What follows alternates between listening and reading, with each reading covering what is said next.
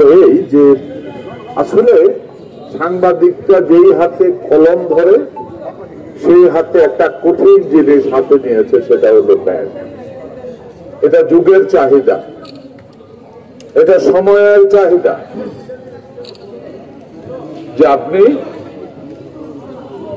জাতি গঠনের জন্য সবকিছুতেই সুন্দর এবং সত্য যা আছে সবকিছুতে অংশগ্রহণ করার ক্ষমতা এবং অধিকার আপনি রাখেন।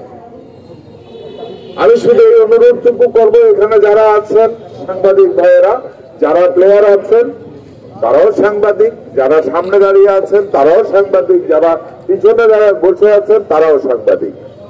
আমি শুধু একটা অনুরোধ করব, গত 6 বছরের ইতিহাসকে ভুলে যান।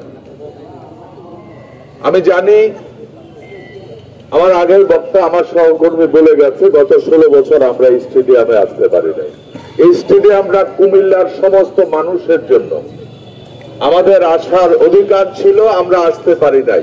আমি আপনাকে বলছি, এখন থেকে আগামী দিন যতদিন আমরা বাংলাদেশে এই দেশে বেঁচে থাকবো, এই দেশ থাকবে, এই স্টেডিয়াম কুমিল্লার সমস্ত মানুষের জন্য উন্মুক্ত থাকবে। এটা কোনো ব্যক্তি, কোনো গোত্র, কোনো গোষ্ঠীর জন্য নয়। সাংবাদিক হিসেবে আপনাদের কাছে আমার বিনীত অনুরোধ, এখানে মিডিয়ার, ইলেকট্রনিক মিডিয়ার সাংবাদিক আছেন, প্রিন্টিং মিডিয়ার সাংবাদিক আছেন, সবাইকে একটাই অনুরোধ করব, আসেন সত্য বস্তুনিষ্ঠ যা আছে তা তুলে ধরেন। আমরা একজন রাজনৈতিক দল হিসাবে আপনাদেরকে ন্যায় এবং সত্যের পথে এগিয়ে যাওয়ার প্রশ্নে যতটুকু সহযোগিতা করার প্রয়োজন তা 100% করার প্রতিশ্রুতি আমরা দিচ্ছি। একটা জাতিকে যদি এগিয়ে নিতে হয় তাহলে সবখানে গণতন্ত্র, আমরা বলি গণতান্ত্রিক বাংলাদেশ, তাহলে গণতন্ত্রের অধিকার সবাই থাকতে হবে, উপভোগ করার সুযোগ থাকতে হবে।